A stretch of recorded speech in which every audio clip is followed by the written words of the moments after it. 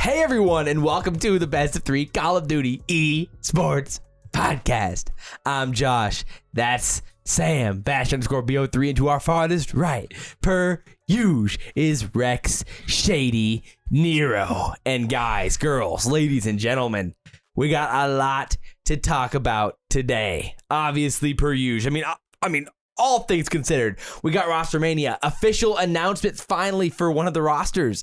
Ooh, which one is it? And we got some roster mania. Wow. Whoa. Some Roster Mania rumors. It's tough to say. Some tongue twisters out here. And some drama across the scene considering Cold War, updates for Cold War, and a lot more. And we got a very special interview, a very special conversation. Oh, hello? Who's that? Shift? It's IHOLDSHIFT. What? We're talking with the man himself on the podcast in just a little bit. So before we get any of that, guys, I've got to ask, what's going on? Well, Josh, I'm feeling like the #1 fan of the Best of 3 podcast. I wake up, it's Tuesday. A smile comes to my face. Not just any smile, though. It was a smile knowing what is coming my way today.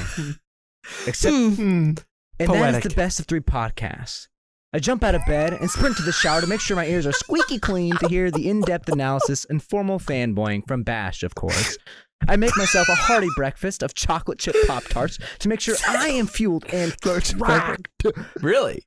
Well, I'll receive the weekly news. Finally, I put on clothes to make sure my body is comfy and warm so I can be at ease while listening to the intense debates on whether Josh is a hype beast or not. Oh, overall, a quality podcast that every competitive COD fan should tune into. Keep it going, boys. 5-star review from Deneen.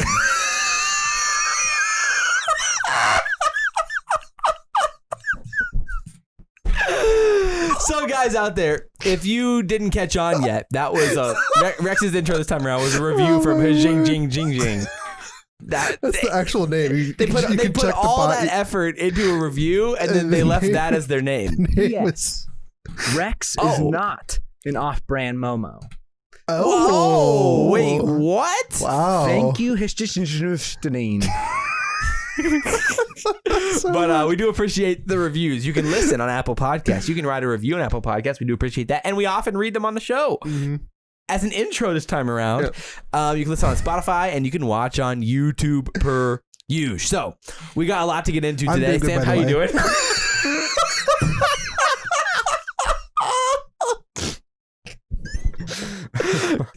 Good timing there. And wow, a lot to get into today. We sure do.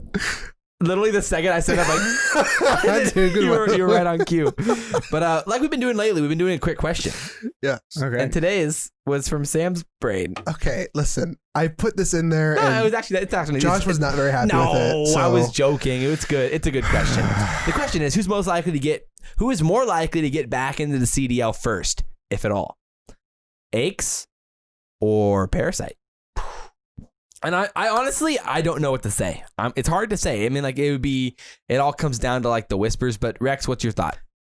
I feel like Aches has a better reputation amongst like a friendship league sort of thing. I see Aches being able to come back. I think Parasite is he has the more accolades, and I feel like Parasite is probably the better pickup in my honest opinion.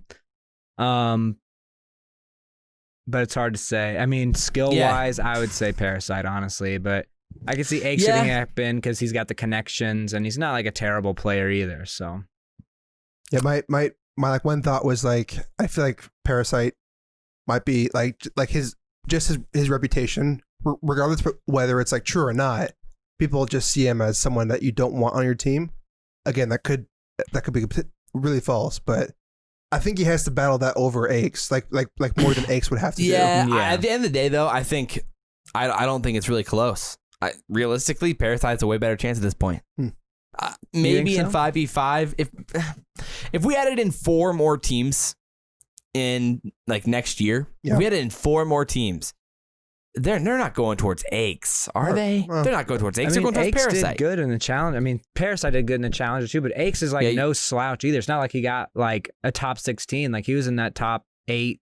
I think got like 5th or 6th or something. Yeah, But- top 6. 5th, 6th, yeah.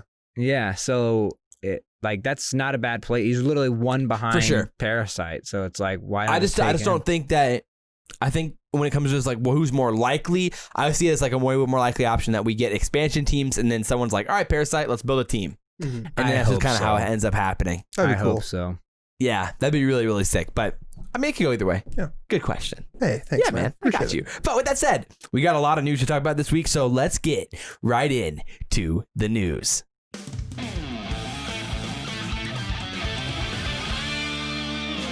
The Call of Duty News of the Week. Yow. All right. Well, let's start off with the lead this week. We have an official roster announcement, baby. It's happened. Finally. The hear it. Mutineers have announced their roster. I mean, you guys have probably already seen this, and we already kind of assumed this going in, but we got Awakening. We got Skies. Mhm. We got Havoc, and drum roll, we got Slacked Nice. as the fourth. Kind of what we assumed, but good to see it's officially announced now. Yeah. We're one team closer to doing our first power rankings of We're the so season. close. Paris. Paris. We're close. We'll be talking about you later. Yeah, we sure Don't are. worry. Don't you Don't worry. you worry. Got that drop ready. But yeah, I mean, I think we kind of already asked about this, but thoughts on this team? We've seen them a little bit here. They've been scrimming a little bit. Overall, where are you at with this team moving forward? I Rex, feel thoughts? like it. I mean, honestly, from what I've seen from scrim stuff, it just seems reminiscent of what we had in Modern Warfare with this team. So like they're gonna be good, and I would say they're more like that dark horse team. Like they're just good, but they're not. No one ever wants to put them in that elite tier, but they're definitely gonna win a homestand or two. I feel like. Oh wow. Like I that's what see we end them up getting having. a first place like Mutineers did last year, and they surprised everybody. I see it again happening with this team this year. yeah. Yeah, they look Yeah. just as good as when they were in Modern Warfare as well. Yeah. Not It's just quite that Slack- elite, but they're Yeah. up there. Slack just has some big shoes to fill. True. He did He tweet does. that. Yeah. Yeah, he did tweet and that. like, I think he knows that for sure. But yeah, I don't know. I think they're going to be, like you said, they're going to have a lot to prove. By the way, we're really festive today. Yes. We got the tree going, We boys. We, do. even got ornaments. Wow. And Yeah. Rex does too. Wow. And I mean, yeah, we're really in the Christmas Nice. spirit. So have Merry Christmas Yes. already. But Anyway, anyways, yeah. So- I think Dark Horse is the best way to describe this team. They got some stuff to prove. yeah, it's hard to. Awakening would have to be a monster. Yes. He has and to be the Havoc star. needs to like get back to like prime BO4 dominating like Genuine, situation. Yeah. So like, do you expect the team to be top 6? They're right on the fringe, but I'd probably say no for now. I was going to say probably, I can't say top 6. Yeah, probably not for now. It's tough. Like you said, they're right on the fringe. But I did this last year. I was so just like skeptical and never wanted to give this team credit. Yeah. It's tough because the top 3 are like pretty obvious. Then after that, it kind of gets a little more blurry. Are Top the 6, top I 3 could obvious? see it. I could see them in top 6. Top 2. The top 2 are obvious. Yeah. No, that makes sense. Yeah. In kind of like a similar light, I mean, again, moving forward, we'll definitely be talking a lot more about that Mutineers team, but LA Thieves was really the whole situation This last is week. weird, dude. Apparently it was all a troll, which is so wild with how it went down and all the tweets that we saw from multiple sides of the story when it came to like, was Temp dropped or not? Mhm. And as far as we know now, he was not dropped. He was seen scrimming with the team. Yep. And he seems to be good. He deleted the tweet after we recorded the podcast. He deleted the tweets and basically never mentioned it again. So like as if nothing ever happened. Bad day of scrims, I suppose. I was going to say, Yeah. I feel like it's like one of those things where it's like something happened. They're kind of arguing. A little tilt. But then they're like, okay, let's figure it back out. I don't know. And then. Yeah. I mean, at this So point, I weird, don't think though. it's a lock that No, Temp's on that team still. But he's right? But he's still in the radar, heavily in the radar. So. Yeah. So that's the biggest question for me. I don't know. I mean, if you had to put your odds on it, would you still put the odds on Temp, or would you like moving forward? It seems like they really don't want to play with Draza. I mean, based off all like the signals we're getting here. Yeah. I mean, I would pick Temp as the fourth most likely. Yeah. Yeah. 80%. Temp. Okay. All right. I can get behind that. Yeah. But in other LA Thieves news, shout out Rex, because JCap was spotted in a lobby, baby. Let's go. CDL Intel basically was like Coach JCap today, and he in the picture he was in the party as JCap, and then like a few minutes later, JCap was not in the lobby anymore, and there was a burner 100T in the lobby. Yep. And then Tej made like a hilarious tweet. Tej said, "You see how bad we were last year?" He didn't say bad. And then he said, "You'd think I'd let that guy coach me?" Question mark. Ultimate troll, dude. But who knows? Again, we all kind of assumed that would make a lot of sense, right? That like he'd come back in some way like that. Yeah. And I mean, he's played a lot of COD in his life, so I think he can help a team for sure. But worst case scenario, like it seems like it's logical. No, yeah, and like regardless of like how we played recently, like he is a smart player. Like he knows how the game works. Yeah. So like having him on your team like that is pretty invaluable. So I don't know, like I get the troll from TJ. Like you know, like he wasn't the best last year, but he's still one of those players where like he knows the ins and outs of Call of Duty. So having him on team, even just for like a fifth opinion, is very valuable. So I think that's the thing. Yeah, with JCap, I feel like yes, he has all the makings of like someone who could be a good coach. I only question whether like that passion and drive to actually be a good coach, be really involved like that, if that's going to be there, because it wasn't there in Modern Warfare, and I hope it's there in the coaching role. But he can be a great coach, but we'll see. Yeah, I feel that the same way. I think that makes a lot of sense. I hope it's just not a friendship thing and like, you know, I'll give you a salary. It's just like my dog. You're my friend. Yeah, it's the whole boys fucking thing. Frickin' thing. Do you want us to get demonetized around here? Wow. Okay. We'll bleep that out. Don't worry. That'll be edited for sure. Yeah. But you know, wow! How dare you say frickin'? Yeah, geez, dude. How could you ever say what that in word? the world, man? But this was wild, man. Right after we recorded, literally within like an hour after we finished recording last week, KiSMET went to town. He was like, you know what I feel like doing today? Smoking Paris. Exposing And that Paris. is exactly what he did. So I did like a hard edit in the podcast. I interjected my voice and I cut out our whole Paris conversation. I don't know if you saw that or not. I did. And I interjected about this news. So we can technically it was already covered on the podcast. Are we dropping the drop now though? What's wrong with Paris? The question is, what's wrong with Paris? Welcome to What's Wrong with Paris. KiSMET, tell us what's wrong with Paris. Us. And so here we are. Let's hear it. KiSMET, like I said, I read it last week, but I'll read it again. He said, look, Paris didn't sign me and told me to wait because they wanted to try and get the league to grant them access to play and compete from France and have that French host, which immediately I thought of French toast, for matches. LMAO. They're chalked. LMAO. Would you rather have a French host or a French toast? French toast, bro. Obviously. Come on. Obviously. Come on. But so KiSMET was like straight up exposed them. Yeah. And like it's a weird what? It's a they think they're gonna get a French host. I know. In an online league. Are you insane? I don't know. Why would you put all your cards on that? Like trying to get a French. Like that doesn't make any sense to me. I don't know. Have they tweeted?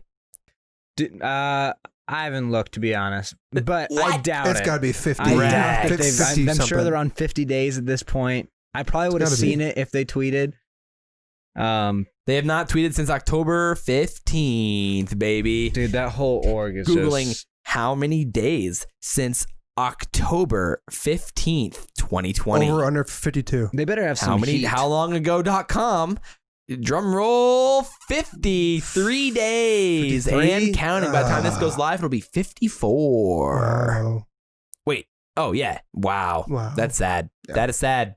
So, you know when you like join a CDL team or a COD league or an esports league, and you're like, how should we build our brand? And then you spent you spent 25 million to get in there, and then you join. And then there's a whiteboard on the wall, and you're like, all right, well, here's a content plan. We're gonna hire this guy, and he's gonna do this and this and this, and break it down. And this is gonna be our core content, and this is what we're going to do. Bang! Not tweet for 54 days. That's the goal right there, boys. Boom. They're you know what? They're big brain. They're creating suspense right now. This is their suspense. So it's like on their timeline. This You're is like right. This is like the suspense portion right here. This is like right We're before gonna not tweet Endgame. for 54 days. You And know, we're creating Marvel suspense. puts out 21 movies. Yes. Paris doesn't tweet for Doesn't 54, tweet for 54 days. Same effect. Wow. I can't wait to see what comes next. They have 1 million people waiting to see what they're tweeting. Yep.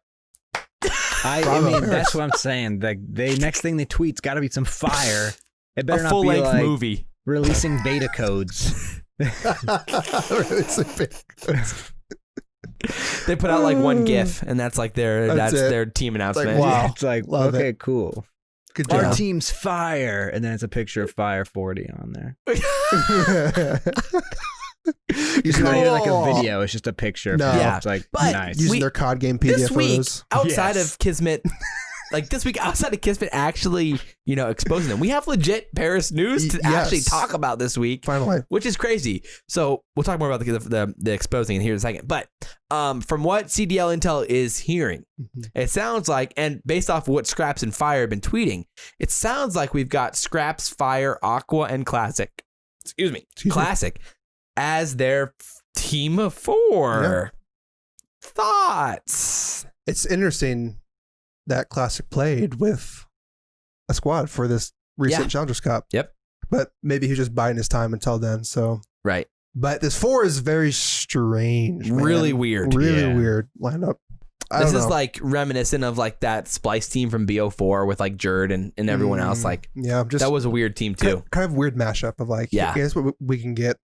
Scraps, Fire, Aqua, Classic. I mean, to be fair, Classic, I was surprised that Classic wasn't in Bance's position. Like Classic should have been in Bance.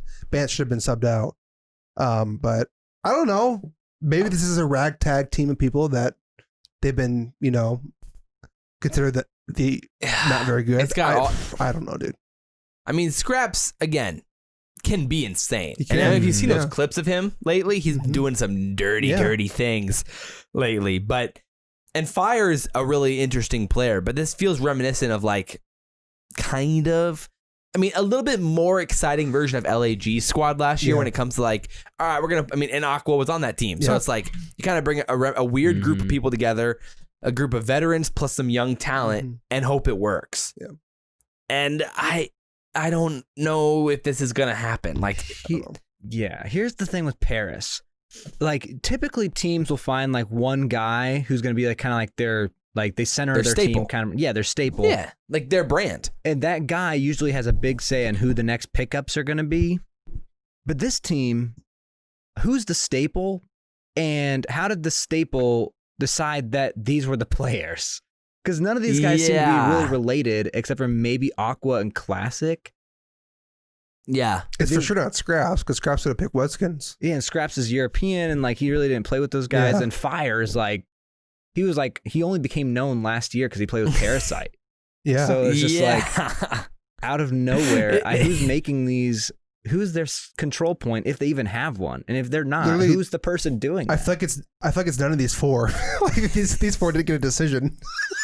It was like, hey, do you want to be on this team? You and you. Yeah, but who's the guy making that decision? Because like usually like there's gonna be some sort of counseling involved, right?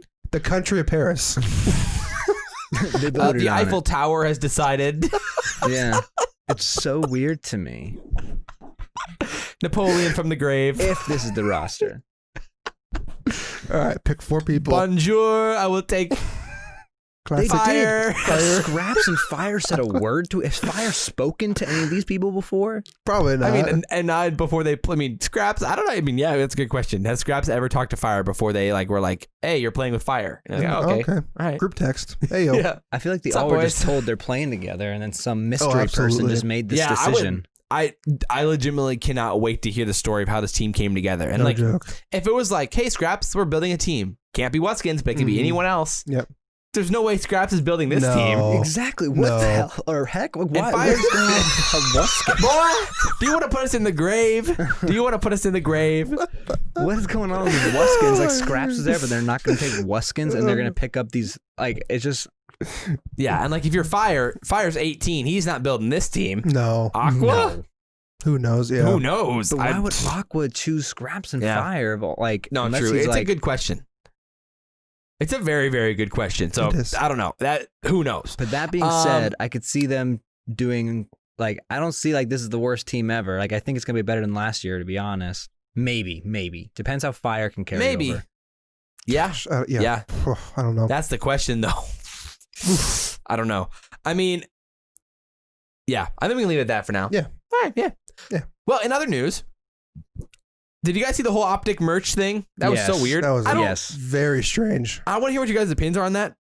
Personally, I didn't think it was that bad, but thoughts? I like were they going for like a bringing back like, hey, this is what we Maybe give what happened. So okay, so yes, what happened was so people finally got their hands on what Optic was calling the Founders collection of gear, which they weren't showing on their website before you bought it. You had no idea what Right. And what it was they gonna did look like. that for the Huntsman too. Yes.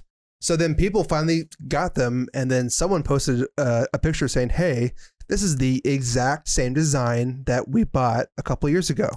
So did one guy who got it had both of them? Yes, yeah. One guy had both. And so he posted a picture and saying, hey, like, what's going on? And then, so like, it was kind of getting blown up. And then Hex said, he basically said, what did he say? He said, they're different. Quality alone is better. So like, he was basically saying like, they were like different.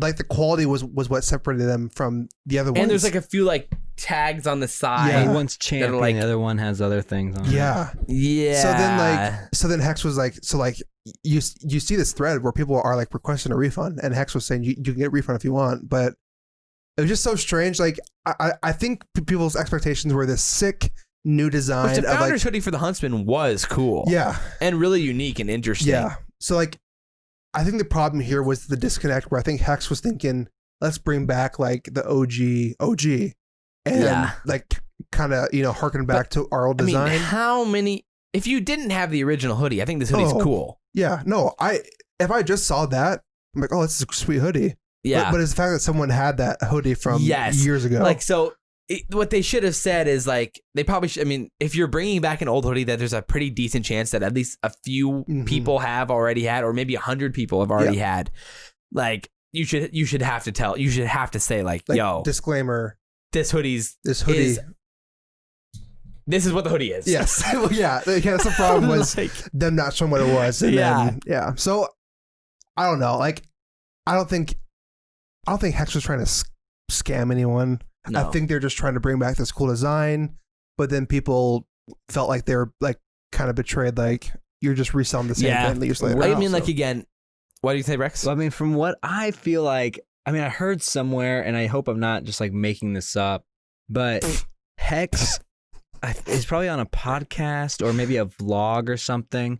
He was talking about how when he was trying to acquire Optic, they had to come up with like, because every team has to come out with merch of some sort. And so like he had to come up with merch. Oh, yeah, but he yeah, didn't yeah. technically have Optic yet. So like it was sort of like this weird zone that they kind of had to like rush merch out, just kind of like. And they only had a week to get out the shirt so they had to just like throw sell it the together hoodies. really fast and go. So I think that probably played a part in it. That's a good point. To be honest, I feel like it should have been better, but it probably would have been hard to come up with a whole new design and thing. So like the concept of like That's bringing actually really back interesting. an old That is throwback exactly what happened. Yeah. You're right. That's a great call. Yeah, because he said, I can't remember what podcast that was on, but yeah, that was what he said, that because when you join the league, technically you have like a little buffer period, and so like all right, time to launch the merch before we can't do it ever again. Yeah. Which again is first of all a stupid rule. So dumb. Such a stupid rule, and limits the creativity of the merch in the league. And there should be competitions between all the teams Yes. about who can sell the most merch, and they should be able to keep a decent percentage of their royalties, because it creates for a cool competition in the league and creates for better merch overall that I want to buy. And so why not? But anyway, neither here nor there. Neither here nor there. Dar. It wasn't the most ideal situation. They probably should have just said like, "This is what we're doing." This is what we're doing. Yeah, that like just show the design. Yeah. But I think it should have been different. I think for sure it should have been, but I don't know if it would have been possible. But it should have been. It'd been hard. Yeah. In the next piece of news was more of a short piece. It was just that. Do you remember the whole situation where basically Hastro is like, some orgs try to win. Some orgs just try to sell hoodies. I remember this. Again, I love Hastro. First of all, this is no dig at Hastro. It was just a funny situation. It's funny. So basically, he was giving like a subtle dig at like 100T. Mm-hmm. But then 100T's out here and they win the first big Valorant tournament. Mm-hmm. And then basically they all clap back with like, maybe how about we just sell hoodies and win? Yeah. And Hastro's been quiet. Hasn't really been saying much. But I thought that was really interesting. Any thoughts on that? Side note, one of their players is 30 years old. That is insane. Yeah. I mean, Clay's ancient. Yeah. But like the thing is too is 20, like what, 27? 28. With a game like 28. With a game like Valorant, where it's like basically like point and click. This is interesting. That's huge. Yeah. And like, I think that kind of goes to show the whole idea that like Clay's been preaching for a while now, is that it ain't about reaction time. No. It's about the passion to practice and play. Where like, if you're that good as a pro, it only comes down to, do you want to learn the game still? Do you want to keep innovating in the game? Mm-hmm. No, not really. Yeah. So that's the difference. Yeah. And if Clay keeps wanting to do that, then I think it just keeps showing that like, you can keep doing it. Keep doing it, man. For a while. Yeah. But yeah, that was really cool. That's really, really cool. And then the other esportsy news that was around, here we are, an esports podcast, of course. We are. Forbes put out the most valuable orgs, esports orgs list. And the notables was NRG at 9? 9. Yep. 100T at 5, and FaZe was at 4, which I thought was pretty interesting. TSM was 1 at 410 million. Cloud9 was at 2, 350 million. Liquid was at 3, 310 million, and FaZe was at 305. Big tier jump between 4 and 5, where 100 Thieves is 190 million. I don't pay enough attention. I wouldn't have thought Gen G would have been up there. What else do they do? They're Overwatch, and in something else. Rocket League. No? Rocket League? Maybe. Which I guess Rocket League is kind of blown up a little bit. Are they in CS? They're in League of Legends too, I think. Are they? I don't know, honestly. But yeah. Crazy. A lot of people theorize that Gen G would be one of the teams that hopped into the COD League in the future. So that's very possible. That'd be cool to see him back. Yeah. That'd be cool. And NRG was at 9 with 155 million. So, I mean, think about that, man. 100T has basically only been making teams for, 3 years? Yeah. 4 years? Yeah. Maybe about 4 years. They did the fringe stuff with Bo3 and whatever. They had Aches was on that team. Yeah. That's so weird. That was so weird. But they've only gotten legitimately at it for 3 years. Yes. 4 years maybe. Yeah. And that's cool. They're 4th. That's cool. That's crazy. Yes. But good to have him in the COD, or 5th. Good to have him in the COD League. Yeah. So let's talk about Cold War a little bit here as our last piece of news, but basically before we get into our little conversation here. Yeah. Ooh. There's a lot of interesting things to talk about here. Basically, first of all, there's a big update coming this week or tonight. By the time this goes live, it'll already come out. Yeah. When it comes to a lot of things that they already released the patch notes for it, trophies are fixed. They're doing spawn changes to hardpoint and control for a handful of maps, for the majority of the maps.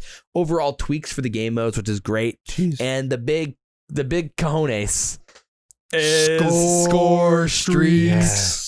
Adding the option in custom games to reset score streaks on death. That is so cool. Finally. So the big debate will be, are we going to have score streaks in competitive Call of Duty? Yes. We better at this point. Please bring them back. We need to, for the fact that the developers added that in. Come on. They did it for the pro, the pro scene. Yeah, and they don't want this as developers. No. There. To not do it because of competitive integrity, it's dude, just put them in. Just think, bring so many more people. Yeah, and I think about how much and the control could help. Control the offense. needs it. They need those streaks to help out. Like they absolutely need it. We saw it here with the first Challengers Cup. Moscow, was it the A zone? A zone is pretty much nearly impossible. If you're offense, you're not winning. No, because A is impossible unless you have a massive life advantage. Huge. It's like, oh my gosh. So yeah, no, please. I don't know. Again, I don't know who the top, CDL players are that decide GAs, but allow streaks. Come on. Please. We need it. We need it as viewers, and they need it for control. Yeah. And like what's interesting too is that we have the ability to change the price of the streaks ourselves now. So literally before you had to complain like, oh, like this streak could work, but it's way too easy to get. But now you can actually change them ourselves now if we want to do all this and add it into the CDL. Yeah. Excuse me, rule set. How cool is that? So that gives us a lot of flexibility. I think it's going to happen. We have, a month. Oh yeah, ish, plenty longer, of time to figure it out. 6 weeks till the CDL starts potentially. So I think it's going to happen, but there's going to be a lot of tweaking and a lot of use of streaks and scrims for the next few weeks. It needs to happen. So who knows? Yeah, I hope it happens, but pros this is about the time of year when pros start to get stuck, like become a stickler for the rules. Like they get used to them and then they don't want to change them anymore. So we'll see. Yeah, we'll see. I believe that they are willing to do streaks. I believe it. Yeah. So that's pretty exciting. Yeah. Overall. The other big news is that season 1 is coming. Yeah. And it was supposed to launch originally on the 11th, but it got pushed back basically a week. So it's coming out in like 10-ish days or so, or 10 days from 16th? 16th, I think. Or 17th. I don't know. Yeah, it's right around there. Yeah. And the highlight, obviously, which you guys all know at this point, is that Raid is back, baby. It's going to be such a great map. Boy. Holy cow. And from the leaks of the other maps that we're supposedly getting, it looks like there could maybe be some more chance for another one as well to get added in to the rotation, which I think is needed because nobody wants to play Cartel. Miami. Or Miami. Yeah. So we need them for Respawn desperately. Please be good. Which, I mean, can you imagine? We're going to be able to play Raid competitively this year. So we're basically locked in now. We're going to be able to play ranked play and play Raid. That's insane. Like think about everyone always talks about like Black Ops 2. Depending on who you are, is a top 2 competitive COD. Facts. Raid. Oh my word, dude. Yeah. So again, we have no new news on ranked play at this point. Yeah. Let's all put our bets on for ranked play. I would say the week before the CDL starts. So it's just gonna launch because in January at some point. I'm gonna say mid-January. I'm gonna go January. What do you have a date? I was just gonna say later half of January. That's after cheating. 15th. Okay, fine. 23rd. January 23rd. Ooh, Saturday, huh? It's gonna come out on Saturday. 23rd. I mean, yeah. I think January 21st. It feels like the most likely date. A Thursday. The day before the CDL would start, unless the CDL starts on the 29th, which is possible. Yeah. But right in there somewhere. I mean, I see it coming out with like whatever the next patch notes are going to be. Like it's going to be included with some other like fixes that they're throwing in. Which my guess would be it's going to be like a Thursday or Friday. Late January. Honestly, I could see it hitting into February a little bit. Yeah, I mean, it could be like season 2. Come out in February or something. I could see it like season 2. That'd be so disappointing. Yeah, it would suck. But hey, at least we know that they're listening and they're changing things. Coming out after the first CDL events already happened, and we know that they're working on it. At least like we know it's like in their mind because with the whole like Scump Vonderhaar thing, like he basically confirmed that they are working on something for it. Because the overtime rules for Control were a little bit hard to dice out. Yeah. And I don't know if you have that link pulled up already, but I can probably pull it up here. But yeah, I think it was basically just a whole thing. And I mean, we've seen the teams, like literally every team just prioritizes playing for lives, like with how weird it is and like saving your lives and finding those kills. Yeah. It's everything. Yeah. But I don't know if you want to read that out. Yeah, no. So basically, I think this guy is one of the lead game designer at Treyarch. There he is. So he said, all right, so we've made it so that we're counting deaths regardless if they're tickets or single life lives. The team with fewer deaths over the previous 4 rounds will get defense. Got the widget fixed too, so it'll go from 5 to the 4 single life head icons. Yeah, that makes sense. I Totally. I don't know why it's not worse. like I guess it makes sense, for people that are, whatever. But yeah, The team with fewer deaths. team with If fewer you have deaths, less deaths, regardless if they're tickets or single life lives. Team with fewer deaths. yeah. Which So, Well, good is defense. Yeah. yeah, which is technically what makes sense.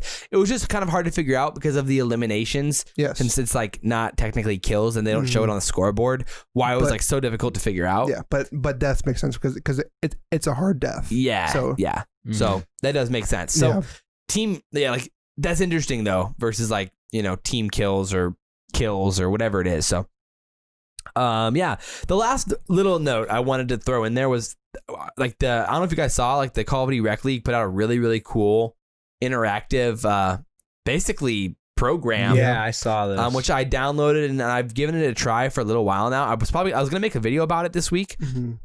Because it's pretty cool and like you can like animate paths for players and lines of sight and all the game modes and maps. So it's really, really cool. Hopefully if they keep it up, like if you can download updates for it eventually, like that'll be really, really cool. Yeah. With all the maps. And I thought that was dope and hopefully it can help the AM scene in some way. I think you can just look up the Call of Duty Rec League and probably find a link for it in there. It was also a really highly upvoted vote on Reddit as well, which you can probably find. Mhm. But that was really cool. Mhm. So I think we can get into the meat, unless you guys have anything else to add here. I think that's it. Specifically, we have a pretty juicy segment in this talk with IHOLDSHIFT. So unfortunately, we did just record this before the show. We did. Spoiler. So you're gonna be going back in time for this one. Crazy. I will say there was an unfortunate issue with some audio on our side where somehow in the export the audio like scrunched. Just a little bit. And so, like, random parts of it are accelerated on our end. It'll be a fun And surprise. so I'm going to have to edit it down in some way where, like, the questions come through and I just kind of cut out the rest of the audio. Yeah. So, luckily, we were kind of letting Shift talk because he is the man when it He's comes to amazing. all things challengers. And again, this year, guys, before you quit, if you guys aren't interested, if you don't think you're interested in challengers, I'm telling you right now, you're going to be interested in challengers The because future of COD. we're talking about the 10 to 12 players who are the future of Call of Duty, guys in the amateur scene that you need to keep your eye on this year, and guys who could find themselves in the CDL this year or next year.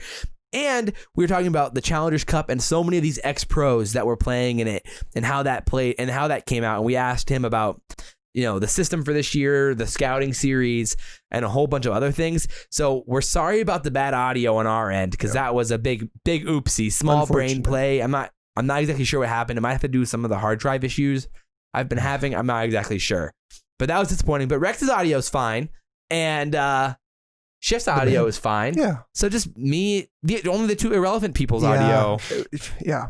is a little messed up. Don't even worry about it. Don't mind that. You're not even gonna notice. Okay. No. You're not gonna notice, It's gonna be man. beautiful. No, it's not. Yeah, no problems here. But we are very excited, and we'll wrap this thing up at the end after you guys listen to that. So we're very excited. Without further ado, let's get right into our conversation with IHOLDSHIFT. Boom. And we are here. We got the guest making his second appearance. I mean, this is something because we've only had 2 guests on the show. But really, it's only one. Wait, is this real? Is back at it again. Am I the only guest you guys have actually had on this show? Oh, yeah. This is our 50th Second and episode. only guest. Welcome back. Second and only guest. Hell Welcome back. yeah. I feel like, what's his name from Saturday Night Live? Like, he's hosted like 8 times. Yeah. John Mulaney. He's Oh, hosted yes, like he's always there. I love that Yes. guy. He's always there. But we do have the prestigious IHOLDSHIFT, a future Call of Duty League Oh, man. commentator Oh, out yeah. here. Sway overall with your overall thoughts. Lead the charge here with the weekend from all the Call of Duty that you intook. Where are you at with the Challenger scene right now and your reactions to the Challenger Cup? Here's the wild thing about the teams that we saw in the top 8. Almost all of them were either former pros, currently signed as a substitute to the CDL, or they finished in the top 4 in North American Challengers specifically from the finals. Like, that's actually insane as far as the consistency is concerned. And obviously, we expect to see some of the top pros and top players from Challengers last year still be successful. But I mean, NA last year was a gauntlet in its own right, where you never could expect the top 8 week after week after 8. Like it's just not possible to predict it. So the fact that we had that kind of representation, I think, is really impressive for North America specifically. Dude, I mean, facts, like literally, I mean, across the board, it was the teams you expected to succeed were right there. And that was European and NA, like both sides, and APAC. APAC, let's be honest, like, we don't know what to expect outside of the top 2 teams. So. but they were there, so I mean, that's the thing. So Yeah, that's split up between what was Wester last year and Atlanta FaZe Academy. It is important to note that this is not Atlanta FaZe Academy's team, even though they're listed as Baby FaZe. This is not the Atlanta FaZe Academy team. Yeah. The rumors, from what I've been told, and this could be a little spicy, is apparently that's going to be the New York Subliners Academy team. But I don't know if there's any validity behind that. I probably shouldn't have said it. Go ahead. But it's no. They played really, really well, and I would say like the most impressive part of that team is Venom. Man, you know, a guy that he has always been stapled as he's going to be the S&D beacon of light for whatever team he plays on. To like halfway through the year last year, we're like, wait a second, Venom's actually nasty at respawn too. He was incredible, absolutely incredible. So yeah, no, that's a really interesting team of 4. I expect them to be good, but I don't think I expect them to be that good. Right? Jeez. Yeah. Aptius, I mean, overall, I think he looked very, very good the whole weekend too. And one of my favorite players to watch. And literally just dominated. And like, I mean, the whole time I was like, man, when is this team gonna show a sign that like they're beatable? And it never happened. It's interesting because I don't think anyone would have expected to get the first cups this soon. Like, as far as the fact that you have to remember that the cups are what lead to elite. So anticipations would assume that these first 2 cups are going to have impact on where you could potentially be when it comes to qualifying for the Challengers Elite, which we still have very limited details on outside of what it takes to qualify for and how many teams will qualify for it.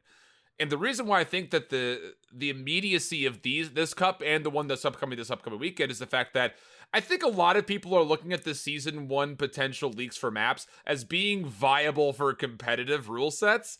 So, like, we saw no Miami Search and Destroy in North America. We haven't seen Cartel Hardpoint ever. Period. Not even, like, back to the Fair Memorial event. No, it wasn't even a map. So, I think, like, with that in mind, and there's obviously, like you mentioned, a lot of concerns about how some of the maps are labeled and listed for, like, Control specifically. We could be playing a totally different competitive rule set in 2 weeks. Like, we just don't know. So that's where I was mostly surprised. Like, wow, we're really going to kick this season off with not even like GB2Ks. Well, I mean, they are 2Ks, but they're listed as cups. So these aren't just tune-up tournaments. These are tournaments to potentially qualify. So yeah, it's very interesting to see that this is how fast we're starting to get it. And like with that off the Pharaoh event that happened the weekend before, like seeing CDL teams get their first go at some of those map sets versus Challengers teams that have been like, wait a second, we got to be good now. Like, dude, we don't have time. I know. So like overall, I mean, in your opinion, I mean, the NA scene is still like last year. There was some. I mean, where you at? Like, if you had to put your money on this early on top 3 or 4 EU versus top 3 or 4 NA, where would your money be? It's one of those things that's really hard to say. I didn't get a lot of chance to watch what was happening in Europe because it was happening simultaneously as North America. But I will say there's something to be said about the fact that House Tarth team won. Because Afro was a guy that, you know, he joins into the scene, not late, but, you know, midway through, and he makes waves, and everyone's like, okay, Afro's a really solid player, definitely keep an eye on him. But the fact that he's able to win with players like Defrag and PD that played with Trainhard last year at the very end, that's impressive. And then it's also a team with Gizmo, who's another guy that joined up to Singularity late into the year. So the fact that you're big time favorites of what was essentially Team War with, you know, you've got Nasty and Vortex and Josh and Dave, and then you had Singularity that was playing with Maple and Detain with Denza and Bids. Like, you thought that for sure those 2 teams were going to be the favorites, but no one was going to touch them. I know. But, I mean, like, that goes to show, like, the hype might just be real with Afro. I would say overall, though, like, to your first question about, like, would you prefer EU? Like, would you think that EU would be better than NA? it's kind of hard to label because I think once again we're in a world where even going from 5v5 to 4v4, your top 6 teams I think are going to be closer in North America competitively than the top 6 in Europe. If I were just to speculatively say that, but some of your teams like the top 6 squad that finished, like you had what was Brezzy and Whalers team was in there, Right. and then you also had like Mad Cat and Weeman's team that also finished top 6. But it just feels like, how long are some of those guys going to continue to play? Like Joe played this last weekend. Yeah. Like, are they really going to keep playing? Like, I think that's another big question. And if it is the fact that Joe's not going to keep playing, and if he's maybe not playing as seriously as some of the other players, what does that mean? The fact that he was able to beat some of those teams, like, like After taking a whole year off, basically. So Exactly. Moving forward, do you expect because of the Elite Series that teams are going to try to give it a go for a longer amount of time this year versus what we saw last year? Because it was a madhouse last year. I want to say yes so badly, but there's a world. Let's say that Cup 4 is the last cup before the Elite. I don't know if that's true, but let's just say it is. Imagine a world where it's all right. Your rosters after, during Cup 4 are the rosters you are going to have potentially qualify for the Elite. I have a very strong feeling that every team is just be like, all right, who's got the most pro points? Let's come together for Cup 4 and so we can make sure that we're in for Elite. Jeez. That's what I think a lot of teams are going to do mostly in NA. I don't see Europe doing that. I see Europe sticking together, playing with the same group of people, grinding out their points. But with North America, I mean, you look at those top 16 squads, and they're going to dance around a lot over the next couple of weeks, I feel like. Not only as far as who's playing for who, but I think also as far as who finishes where. The pro points are going to be everything come that last cup before the Elite. And I have a hard feeling that NA is going to be kind of like how the PLQ was in a way, where you're going to play with whoever you can to have the highest pro points possible. But now it's not just for the teams that were sitting 33 to 70. It's the teams that are sitting 1 to 16 that are going to be trying to make that play. So, yeah, I don't know. It's going to be weird times, man. Right. Well, who's going to be blessed with the Westeros team now that Parasite's gone? Like, they just got 4th. Like, there's so many other players they could fill that with, and that player is probably going to feel like really blessed to have a spot like that with all those pro points coming in. I would have to figure it would have to be a former pro. I just don't see Blast and Desi playing with someone who hasn't been there before. It's either going to be a young gun that like, hey, this guy's incredible, let's give him a go, or it's going to be a former pro. Like, I could honestly, and I hate to say this, but like, I could see Hollow being picked up on that roster after a pretty disappointing finish with Cells, Charles, and Gintroid.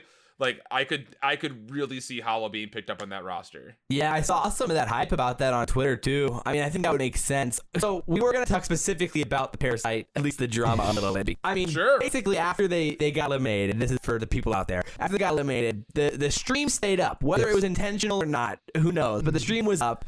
And Parasite and Blatz specifically were basically just going at it. They were going at each other's throats about how they play and how they listen and how they talk with each other and basically just going at it in that way with each other.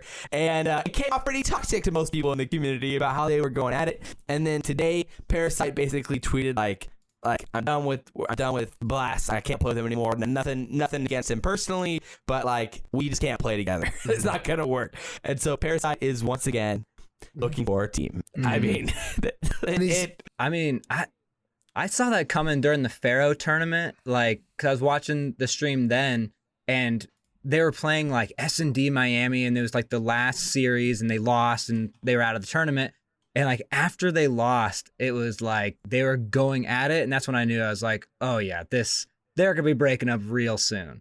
Yeah. And lo and behold, Cup 1, they don't make it all the way, and now either Parasite or Blast is going to leave, and Parasite ended up being the one. Maybe the community might see Parasite as being like the toxic one here, but I don't know. I think Blast was kind of being a little bit like more of the like person not willing to listen. I don't know. That's kind of like the vibe I got, but I don't know. I understand. I mean, I see both sides of things. Blast is like, I mean, Parasite goes in, and Parasite can come off as sort of like a know-it-all. He just kind of, he'll just keep spewing things at you and acting, and it can come off as like, he just thinks I'm dumb. He thinks I'm super dumb. He thinks I'm playing terrible. Like, and you just get really, really pissed off. Right. And so, like, I understand where he's coming from, but I don't know if that's exactly the place Parasite's coming from. But I see how it's tilting for Blast. But then the way Blast react to it too is also like inexcusable as well. But I know where he's coming from, and I empathize with it. But I'm not saying it was right. I mean, with that team specifically, though, I mean, I think overall you got to be pretty excited with how Neptune played in that tournament. What do you think about that, Shift? I think it's always really funny because whenever Parasite comes in conversation, it's always something negative. And he doesn't help himself out, I feel like, more often than not. His reputation throughout the community is always leaning towards the negative side of things. But I am a massive Parasite fan. Oh yeah, absolutely. It's one of those things that it's not just because of what he's done in the past. Even if you were to just look at the last year, he was the top overall average placing player in North American Challengers by almost a freaking country mile. And it was in a form that most roster changes with that takes the chances on the most unknown players. And while doing that, swap between an AR to an MP5 to a Ram 7. Like, the guy's knowledge is incredible. Yes. And to be fair, he does come off in those conversations as knowing it all and it's his way or the highway. And I think that's something to be considered. You know, does Parasite find the most success when he can essentially find a bunch of players that are still searching for that confidence, searching for that awareness, searching for that experience, and they lean on him? And his ideas are successful. Like, that has been the last year, at least, if not potentially an argument to be made for when he played with Midnight Esports and Black Ops 4 as well, because he was by far the most knowledgeable player in that roster. It was just the way that went. So I think over the last 2 years, there's been some conditioning for him individually that, hey, I have to lead every team I'm a part of. And you're looking at a roster full of other guys that have been doing it for a while and been doing it at a high level for a while. And when those things start to grind against each other, you're going to get electric moments like that.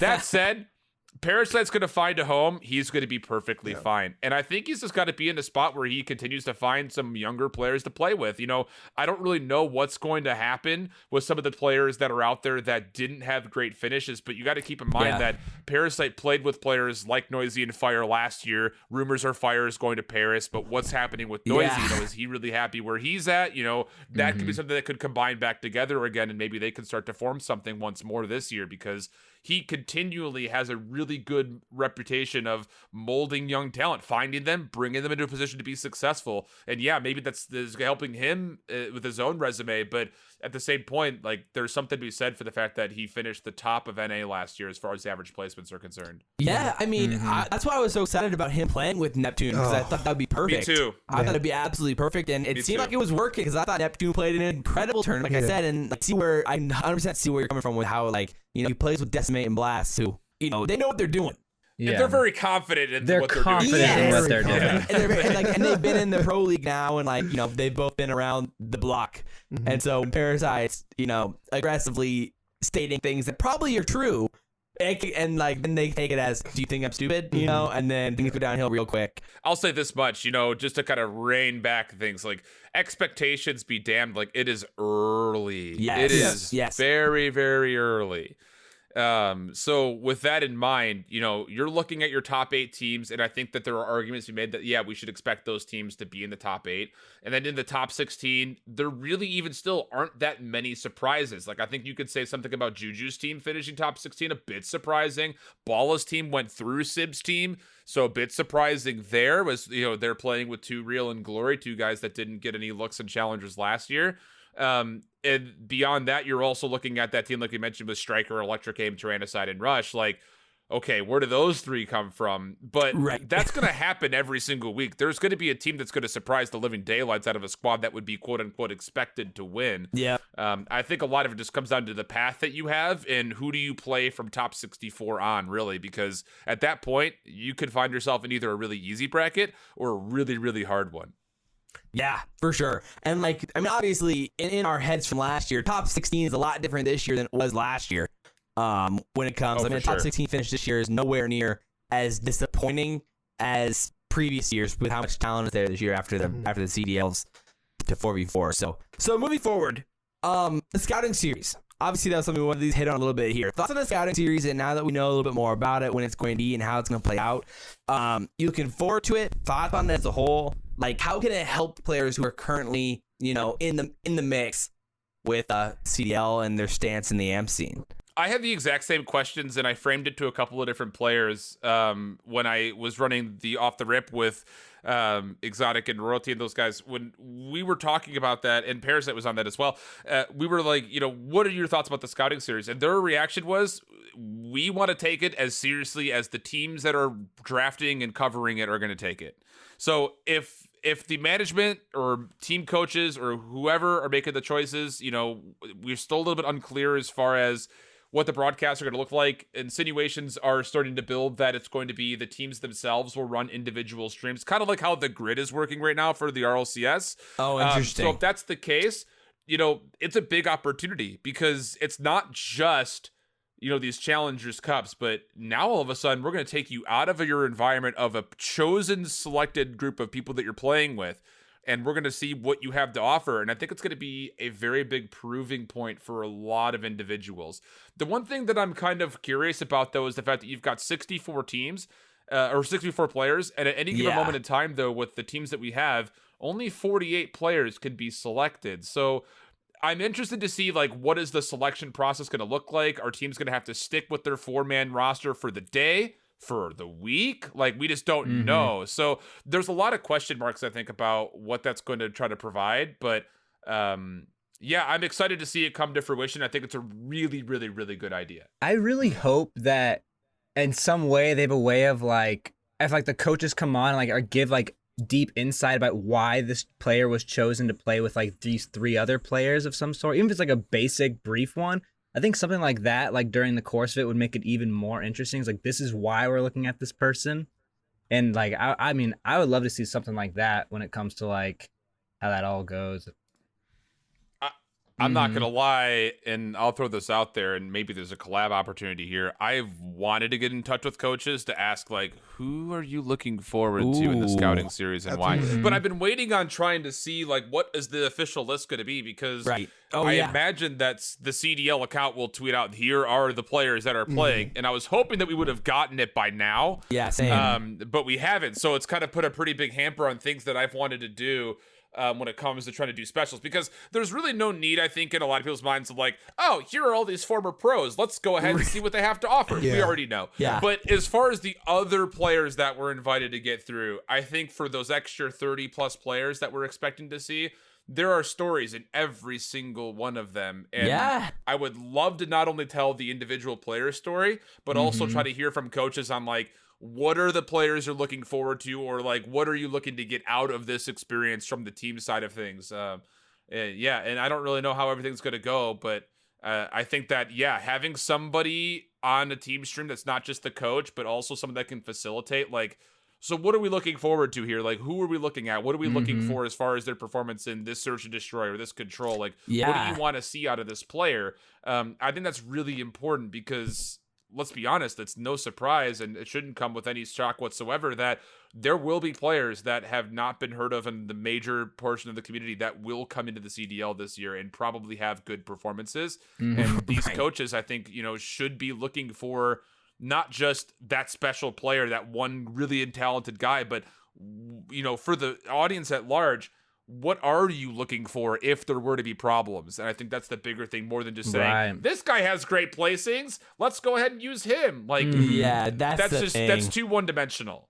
Yeah, that'll be disappointing if that's just what coaches do. But, to be fair, not all of the coaches probably are that connected with the amateur scene, because they don't really need to be for their job, because their teams, they're not going to be picking up guys from the amateur scene most of the time. But some coaches, they lived in the amateur scene. That was their home.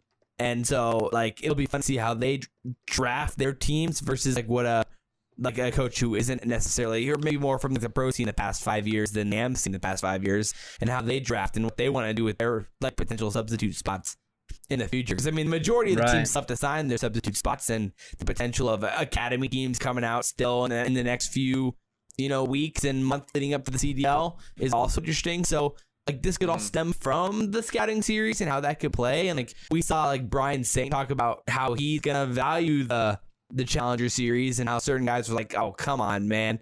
And Saint was nah, man, I'm excited for it and stuff. So that was pretty cool. Brian and Joey Nebsy are the two that I think, Dude. if there were to be, like, if I were to throw wagers right now on who would pick the best teams in Scouting Series, Yeah. Minnesota and Seattle are going to pick the best two teams in my mind. Let's and go. I'll say Sender actually pays a lot of attention to the Challenger scene as well. And I'm not trying to take away from anybody, but those are the three people that I specifically routinely see in Challenger Players streams, and especially in things like cup broadcasts and stuff like that, whether it's on YouTube from last year, that's or really like cool. when we had this last weekend. They're always around, they're always active. So I wouldn't be surprised if those three squads in particular were great. Not to take away from any of the other coaches that are out there, because I can't really speak on it, but those are the three names that I specifically see in chat often when it comes to those events. I mean, did the Call of Duty League just reach out to you to do the casting, or like this is a full like your own thing? Full all volunteer thing, man. Baby. Wow. That's crazy. Yeah, all That's volunteer cool. thing. Visions and I had some experience running the Challengers Cups last year. We're blessed to have Proper with us as well, who is arguably more passionate than at times both of us combined, it feels like. But then also Infinity across the pond in the UK He killed it. so ungodly talented and deserves a chance without a doubt. And then reaching out to Chris Tunn, he was, I want to get involved. It was a no-brainer, just try to get that organized, get those guys together, get a couple of producers that have experience that are willing to also give themselves a shot to potentially be, helping their own reels when it comes to CDL observers or Challengers observers or even production side of things. So it just kind of all came together, and man, it's the best team of people I could have put together without question. They work the hardest. They're the most passionate when it comes to the broadcast scene. I'm blessed to be surrounded by so many people that are incredibly talented, because it makes me look good, but I'll be honest, it's one of those things that there's no way I'd do anything like that without the people that were there with me. So it was all up to us, and it's not just me putting that show on. I know I hosted on my channel, but it's Visions, it's Proper, it's Brother Jammer from the North American side. They all deserve just as much, if not more, love than I get from that. So, Dude, that's they were awesome. incredible. You're doing a service to the whole yeah. Call of Duty scene in general. Like the amateur scenes, nothing would have happened. Like no one would have seen it. Now you're out there, and like we have news about it. Like things are coming out. People are talking about it more. I think it's just amazing what you're doing over there. Yeah, and we want to give a spotlight to those players. Like that's always been the thing. Talking with those guys, it's very clear that they want to try to find extra footage to put a brand on. That one little caster call talking about you is going to insert yourself into a narrative, at some point in time. It happened with players like Nasty. It happened with players like Spartan Sib. So many that you can't even count. But yeah, it's a full team effort. So I definitely don't want to be the one guy in front of that, because everybody is putting an incredible amount of work. How cool is it that you were like, 3,000-4,000 viewers at one point? Unreal, dude. We did not expect that, by the way. That's That's awesome. like insane. couple hundred. We were like couple hundred probably. But just we got like a huge host from Merc. We got a huge host from Simp. That's so sick. It's just that's when it really, really pays off. When you see people that you look up to in the community showing that love, like it might seem like a small thing, but it doesn't go unnoticed without doubt. Yeah, I mean 4,000. I mean, what did you peak at? Like 4,000? It was like 4,500 ish, somewhere around insane. there. Jeez. That was that was nuts. more I than did not most. expect it. What was the max that the Challengers broadcast got last year on the YouTube channel? Because it was hovering around there. I want to say finals was around 6. I mean, that's insane though. But I don't know. I don't really pay attention average to numbers. 1-2-ish. But like the fact that you were within range of that for the first cup of the year is so sick, which was so dope to see, and I was hyped about it. And definitely everyone in the scene made it happen. I mean, with CDL Intel promoting it on Twitter and doing his thing, he was Unreal, killing dude. it, Crown's nuts. killing it on Twitter with the updates too. And so, I mean, the Challenger scenes was in such a good spot, and also with Karma streaming. 14,000 viewers. Yeah, like wow. Oh so cool. my! Love that. cool. Love that. How cool is it that their team, had success too with how late into it they started practicing, especially just adding in Karma out of nowhere, and that was dope. And so it was really, really cool to see Mr. 3-time on the 6 again. So look, Karma just needs to Brett Favre and come back and play. Dude, I think he will. Dude. Something's gonna happen. So good. He's For sure. so good. I mean, the no flinch sniper, that dude looked like just do his finessing kids. Like, oh my goodness, it was insane. Yeah, He's just Karma's talented. nuts. He's incredible. Yeah, it's like almost like he's won a lot. Crazy. Yeah, you know? Yeah. Who would've Weird. thought? Who would have thought? Like, no way. Weird. Yeah, wow. But yeah, Yeah, seeing- man. If Karma likes a game, he is always just so good at that game. But then if he's not like so into it, he's just like average. But when he's into a game, like he Yeah. almost like went pro in H1Z1. Like, and then in Rust, Yeah. I know he's going super hard. Like when he's into a game, he's amazing. Like he's one of the like true gamers. If Cold War was our game last year, Karma doesn't retire in my mind. Man. No way. 100%. He's Yeah, so there's good no at this way he game. retires. Yeah, I mean, like, crazy. it's got to be at least. I mean, what are the odds? Do you think there's any chance he comes back in any way? Stars would have to align, I feel I'll like. say this much: if he continues to play for like Cup 3, Cup 4, Yeah, I think he's gonna give it a go again. dude, Oh, that oh, was yeah. so much fun. Well, So sick. Holly, his wife, like tweeted out like he needs to be competing and stuff like that on her Twitter. I saw, Yeah, and like I think she like wants him to be He's competing got a still. sport, that's for sure. yeah. That team of 4 with Mhm. Eggs, Classic, and Saints with him, they'll play again next week. But after the holidays, if Mhm. Cup 3 and Cup 4 Karma's still playing, I think the likelihood of him continuing to compete is going to be pretty damn. Can we high. imagine Oh, seeing so- Karma in the Elite Series? Like he's not in the Pro League, he's in the Elite Series. Like Karma's there. What is he doing there? This Three-time dude world literally won champ. champs 3 times. He's Yeah, playing the that'd be Elite so Series. crazy. I mean, like, people want to watch their favorite players competing at the highest level. Like when Karma's streaming his POV playing some good COD, 14,000 viewers. Insane. I mean, like, that's insane. So just like it just shows the potential of like, if broadcasted well and correctly and in interesting ways, like Esports can kill it, COD can kill it. Even in the Challengers scenario, Karma has 14,000 views. Like, it can happen. You're pulling 4,000. Like, it can work if it's done the right way. Just got to be shown love. Agreed. Yeah, but all right, let's move into our like Do it. kind of like premiere talk of the night, which is kind of like the future stars of CDL. We brought up a lot of these names already. We're gonna keep it basically to players who are currently playing in the amateur scene. Because we can obviously talk all day about the young stars of the CDL specifically, but we're talking about 10 guys who are currently in the mix in the amateur scene in challengers who could potentially find their way to stardom in the future, or at least into the CDL.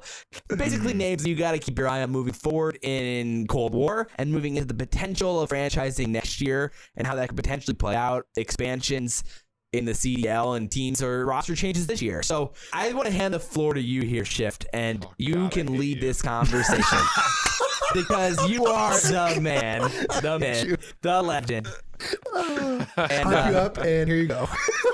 Oh, handing God, the dude. gold medal to you Oh, on this no. one. I don't know if you want to separate it into like a few guys in the NA, EU, and APAC, if that makes it easier. If you just want to full send all the way through and go that way, I'm okay with either. But we're definitely we can definitely throw some names out there. All I'll right. let you lead the way. After this weekend, the first two names in my mind are 100% Afro and Gizmo. Okay. Yeah. It's simply because of the fact that they get added to Team War and Team Singularity respectively. And the question was, okay, do these guys have potential? Are they really bringing a lot to make an already incredible team more incredible? We're getting our answer this weekend. Yeah. The two of them combining together with very well-known players in Defrag and PD, who, to be fair, again, they join into that Train Hard team late into the year, and they do fine, but it's a top 8 finish at EU finals for them. For them to come out in top, beat that Singularity team. Yeah, I know it was an 0-3 the first time, but a 3-0 the second time, and it was convincing the second time from what I got the chance to go back and rewatch. That's insane. And they also beat what, again, is that former Team War team 3-1, and they beat that Rams Spanish team 3-1. That's insane. This team is no nonsense. They are really, really good. And it looked like, and I'm going to go back and rewatch all the VOD from it, it looked like Afro and Gizmo were leading the way. So in my mind, those two guys, if you're London, if you're Paris, you're having problems, those are your first two calls. Yep. Get them to North America, get them in the league, because they look like they are absolutely worth the potential quote-unquote risk. I would say the risk was last year. Now it's looking like it's nothing but reward from here on out. All right. That was a little bit of an easy one for me. Like, Yeah, they it's a win. layup. Easy storylines. It is what it is. I'm still on the Pred hype train as well from APAC. Yep. That Renegades team, I know we didn't spend a lot of time talking about APAC, and there are a lot of names that finished top 6, top 8 last year that weren't playing this last weekend. But that Renegades team, now that they're playing with Luca and Shox, they only retain Fida and Pred, which was weird to me because Crimza was the best AR in APAC last year in my mind. Yeah. But Pred was the best player in APAC in my mind last year. And he still looked really, really good. Man. Really, really good. Granted, I only got a chance to see them in grand finals, and it wasn't versus Chiefs Esports because they got kind of a little bit upset versus Void. A team that is, again, talented in their own right. A bunch of top 4 finishers in there from last year. But yeah, Pred looked incredible. His game sense is just is insane. He puts himself in positions where he's got to be required to find a couple of kills, and he does more than that. And that's impressive. It's not just from what I was able to see during that grand finals, but also just throughout the year last year. I think that he's another guy that if APAC were to bring people back into the mix, or if you're going to give somebody new from APAC a chance, I think Pred is definitely one of those guys that's going to be the next one up. And just behind him would be Crimza in my mind. God, I got to keep going. Oh, bro. I wasn't messing around. The thing about this is, like, I did, like, the literally the players were like, Chef, do a prediction stream about the top 32 from, NA finals. Oh, and I get blasted, man. It's just like, there are so many positive storylines to talk about. But I'm going to focus my mind on players that were not talked about a lot that should be talked about going forward. North America specifically now. Stamino. Stamino. Oh my God, dude. Him and Pentagram as an SMG duo for hire, when they were popping, they were taking over maps. And as the day went on, things slowed down a little bit for them, but Stamino was consistent throughout most of it, and he was playing roles that just... let me just try to frame it this way. And I encourage not just you three, but also all of the viewers that can listen to this or watch this. This year, early success is going to be off one role. The SMG lurker is going to dominate this game right now. We've seen it with Atlanta. Abizi's running that role. He's nasty. We're seeing it with Florida. Havoc's running that role. He's nasty. We're seeing it with Chicago. Envoy is running that role. He's nasty. And even though Pentagram is mostly being that guy for hire right now that is roaming around, that also means that your other SMG is essentially playing around the objective by themselves. Yeah. And they're still responsible for keeping things safe or helping on the break. And Stamino has been so good at doing that. It's actually unreal how good he is at doing that. So, man. Yeah. Stamino's been through the ringer, too. I mean, he's been in the scene for a while now, too. Like, it would be really cool to see him get a shot. Like, to finally, break through. I'm all in on that one. Stamino's great, man. I mean, he's been in for a while. His performance during Black Ops 4 was solid. They made championships, but didn't do so well. But he also, you got to remember when LAN was the thing, he played at Minnesota, top 2 finish. It's just, he's an incredible player. Outside of that, I'm still very excited to see some of my favorite ARs, Diamond Con and Nightmare. Nightmare looked good with Sicario. That's 4 of the 5 guys from Carnage last year. They were runners up last year. He's still running a very important role for a team that is still yet to, I think, really establish itself as these guys are GOATs. You know what I mean? Like, again, we throw that term around so often. Right. But people, I think, are still looking at that team and saying, like, they're good, but I don't think in the community's eyes that people are still remembering what Carnage did last year. But the one player that I think you'll take away from that team is Nightmare. He still looked really solid, I think, when I had a chance to watch Sicario play, which I think was just once during the Challengers Cup.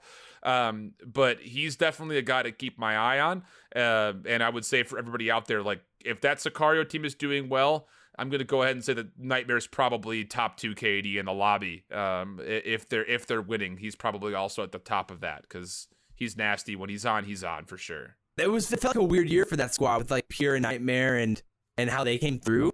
I mean, like on the season, it felt like they were like just hovering around like that top 8-ish range most of the year. And then like by the end, they started really finding their groove and started dominating.